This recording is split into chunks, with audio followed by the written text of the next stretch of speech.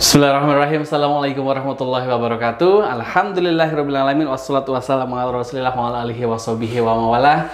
Bapak Ibu jamaah Fast TV yang semoga Allah subhanahu wa ta'ala berkahi. Alhamdulillah pada sore hari ini kita kembali berjumpa untuk ngaji sore bersama saya Ion Sustriyono dan juga Ustadz Asdi Nurholis, yang mana pada kesempatan sore hari ini insya Allah kita akan melanjutkan pembahasan terkait dengan rumah tangga, dengan keluarga. Semoga materi kami sampaikan bermanfaat dan menjadi ilmu yang memfreshkan ya.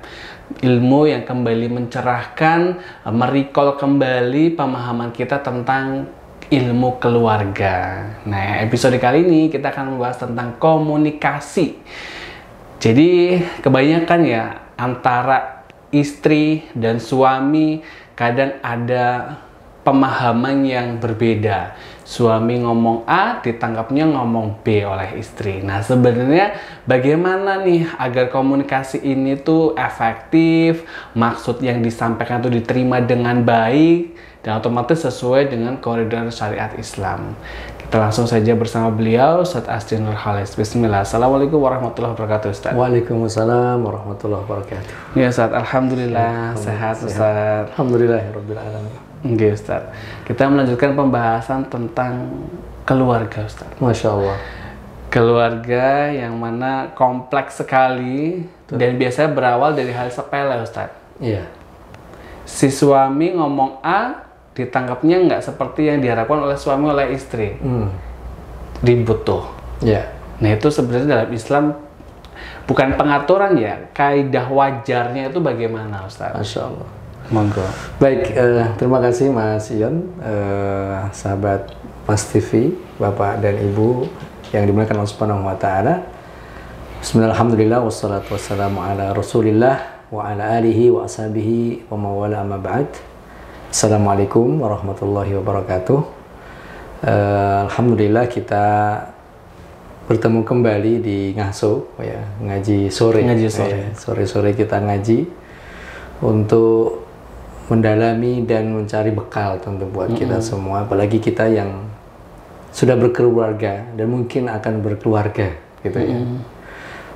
Kalau saya bertemu dengan para senior ya, senior itu maksudnya ada dulu mantan kepala KUA gitu yang biasa beliau menikahkan orang gitu.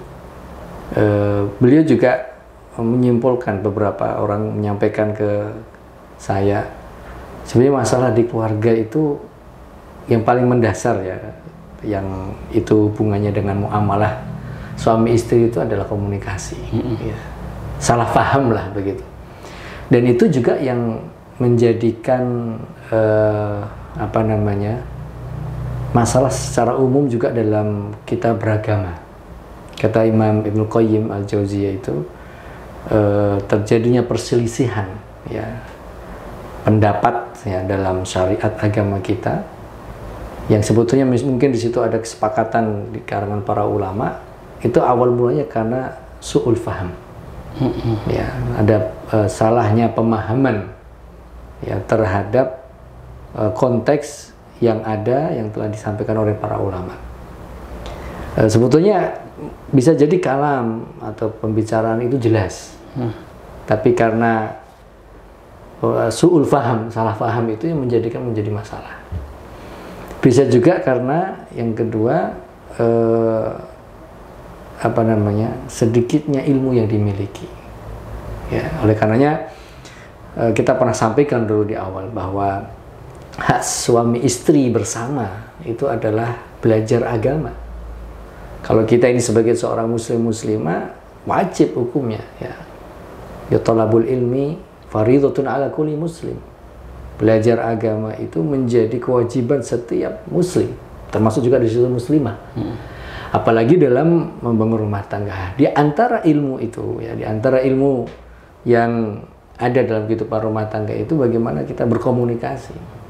Kita menyampaikan ya kepada pasangan kita, tapi tidak hanya pada pasangan, tapi juga pada anak-anak kalau yang sudah punya anak. Ya kan? Iya, benar. Jadi komunikasi itu tidak hanya sekedar suami istri, tapi juga pada anak. Iya. Apalagi kalau anak sudah mulai dewasa, sudah pinter gitu kan, sudah dewasa itu kadang orang tua juga harus anggap asor ya, mendengar dulu apa yang kemudian disampaikan oleh anaknya. Nah, oleh karenanya di sini ya, jadi ada pemahaman ya, kecerdasan mempengaruhi, lalu kemudian yang kedua ilmu yang dimiliki oleh pasangan itu juga mempengaruhi. Lalu kemudian dalam ilmu yang ada di sini kan, dalam dunia komunikasi keluarga itu kita harus mampu untuk jenak dalam mendengar apa yang diinginkan oleh pasangan kita. Jenak itu maksudnya? Jenak itu artinya mendengarkan dulu apa yang diinginkan. Memahami. Ya kan gini, bukan bisa juga memahami, tapi satu sisi pasangan kita ini menyampaikan sesuatu belum selesai, kita sudah cut.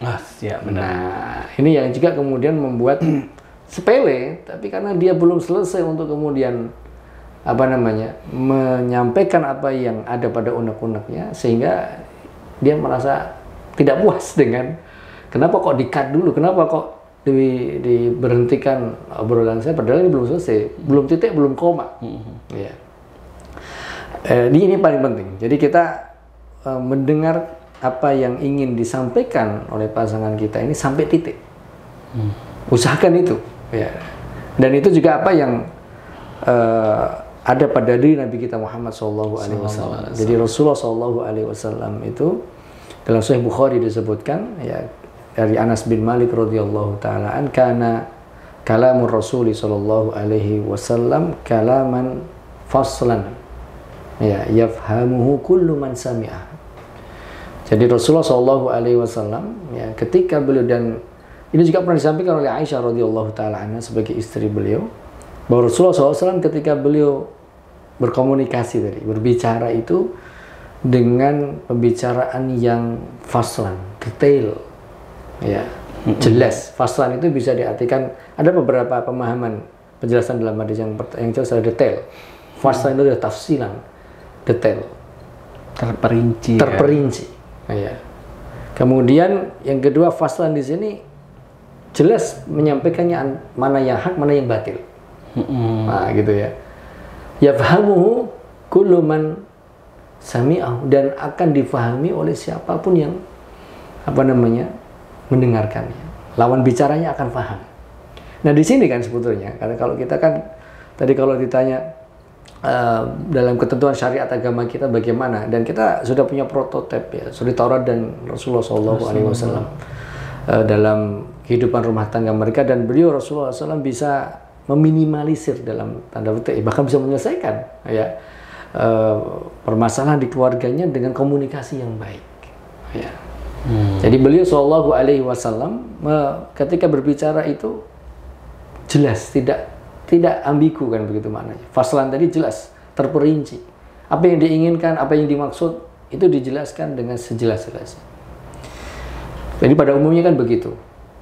Dan ini kaitannya dengan yang pertama tadi, kaitannya dengan jenak untuk mendengar gitu loh. Jadi orang pasangan itu ketika menyampaikan, lawan bicaranya itu mendengarkan dulu, agar apa yang disampaikan itu jelas, betul-betul difahami, dan tidak ada kejadian salah paham.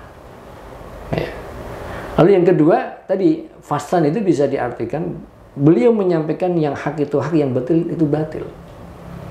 Nah, kadang kan tadi karena sedikitnya pemahaman terhadap syariat agama kita, mungkin salah satu di antara pasangan melakukan kesalahan. Yang kesalahan itu dilarang dalam agama kita. Ya kan gitu. Apalah, mungkin contohnya banyak ya. Mungkin istri lupa keluar rumah nggak pakai kerudung misalnya. Alhamdulillah, mungkin dia lupa karena atau ada tamu. Iya tuh, benar sekali. Tamunya tiba-tiba datang menyelonong. Biasanya gitu. Hujan, Ustaz. Jemuran. Hujan jemuran. Itu kalau udah ada jemuran, hujan, udah lupa tuh. Yang dia kan coba gimana nyelamatin jemuran. Padahal jemuran ada di depan rumah. Itu biasa terjadi, Ustaz. Iya. Ya, karena menyelamatkan jemuran kan udah capek-capek nyuci kan gitu. Padahal besok juga masih ada hari, seandainya basah pun besok masih dijemur. Cuma karena sudah fokus untuk mengambil jemuran, ya, dan lupa. Padahal cuma ambil kain tutupi, ternyata rambutnya masih kelihatan misalnya. Nah, suaminya tahu misalnya. Nah, suaminya kemudian menyampaikan. Ya. Dan yang disampaikan suaminya misalnya adalah kebenaran. Ya, maka sang suami ini menasihati dan menyampaikan dengan yang hak itu, ya, dan disampaikan dengan jelas. Sang istri juga harus mendengarkan dengan baik dan menerima sajalah kalau itu sebuah kesalahan, ya kan. Lalu kemudian atau sebaliknya, atau sebaliknya suami melakukan kesalahan gitu. Mungkin ada suami suka nonton TV gitu kan, mungkin ya. Tapi saya alhamdulillah tidak, ya. Nggak ada TV. Nggak ada TV, alhamdulillah nggak punya TV. Tapi ada HP. Kemudian kok istrinya lihat suaminya nonton yang tidak benar, diingatkan kok jangan nonton lah yang itu ada tayangan yang membuka aurat. Maka suaminya terima itu. Ya, dengarkan ini nggak boleh. Nah, ketika pemahaman itu sama, ya, dan kemudian kita membangun rumah tangga itu untuk mencari ridho Allah Subhanahu Wa Taala. Maka ketika ada teguran-teguran, saling menasihati, saling memberikan masukan dalam hak, ya, maka di situ insya Allah tidak akan terjadi kesalahpahaman. Iya, gitu. benar banget. Tapi kalau yang satu udah tadi mengikuti hawa nafsunya, gitu kan, merasa benar, ya, padahal salah misalnya, dan tidak terima ketika mau disampaikan, nah ini jadi masalah berikutnya. Ya, ini kenapa tadi? Jadi dari awal itu tadi, untuk kemudian agar tidak terjadi kesalahpahaman, maka cara menyampaikannya dengan kalaman faslan seperti Rasulullah SAW. Difahami oleh yang mendengarkan. Ya, difahami oleh yang mendengarkan. Kemudian ilmu tadi ya, tadi ilmu agama ini menjadi pondasi awal bagi keluarga itu untuk kemudian kalau itu ya salah ya ditegur ada salah. Ya. Ketika Rasulullah SAW menegur Aisyah radhiyallahu taala anha misalnya, istrinya, ini kan komunikasi dalam keluarga itu, pernah kan Aisyah itu curiga ya bahwa Rasulullah SAW keluar dari rumahnya yang sekarang menjadi makam beliau SAW yang ada di Masjid Nabawi itu, beliau keluarkan ke arah timur, ya, ke arah Baqi. Ya, karena Masjid Nabawi itu kan ngadepnya kiblatnya kan ke selatan. Beliau ke arah timur, ke arah Baqi. Pada malam hari, pada malam itu adalah jatah Rasulullah menginap di tempat Aisyah. Nah, Aisyah itu ikut membuntuti di belakang, ya. Tapi Rasulullah SAW tidak tahu awalnya. Ternyata kan Rasulullah kemudian hanya ke Baqi, ya kan? Lalu kemudian Aisyah begitu Rasulullah mendoakan sahabatnya di Baqi itu, ya. Lalu kemudian Rasulullah kembali. Jadi ini juga ziarah kubur tadi. Jadi ini bagian juga banyak faidah dari apa yang dilakukan Rasulullah itu. Termasuk ziarah kubur, mendoakan ahli kubur gitu kan, mengingatkan akhirat pada diri sendiri. Kemudian Rasulullah kembali ya. Ketika kembali Aisyah itu kan larinya terburu-buru. Lalu kemudian masuk rumahnya, Rasulullah tahu bahwa Aisyah tengah-tengah, ya kan gitu kan. Menunjukkan bahwa beliau itu lari biar nggak ketahuan Rasulullah, tapi Rasulullah tetap tahu. Hanya Rasulullah dengan bahasa tadi yang jelas, yang bisa difahami dengan makna. Dalam hadis itu Rasulullah mengatakan, ya Aisyah, tidak mungkin ya saya kemudian ke tempat yang lain, dalam arti karena ini memang malam ini adalah jatah aku tinggal di tempatmu. Apakah kamu masih mengira bahwa aku akan mengkhianati dalam tanda petik ya, tapi terus tentu tidak pernah berkhianat. Artinya, apakah kamu mengira bahwa aku akan berpindah ke rumah istri yang lain, kan gitu kan.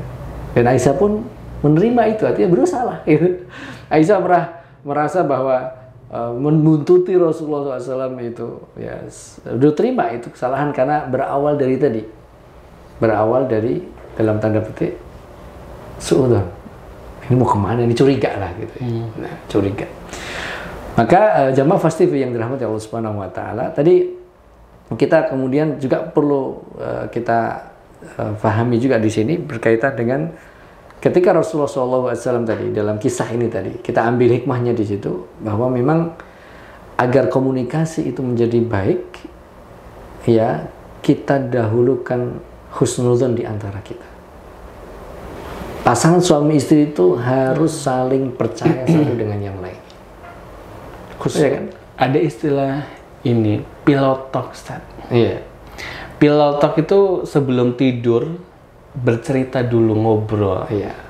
Itu Kalau saya bilang apa ya, bisa menjadi solusi sih bagi suami istri yang sibuk masing-masing. Masya Allah. Berpelukan, ya, saling berpelukan antara suami istri. Ya, berpelukan dengan anak-anak kita. Bahkan Rasulullah mengajarkan pada anak-anak itu dicium, karena di situ ada ketenangan. Ya, dan ini komunikasi juga. Ya,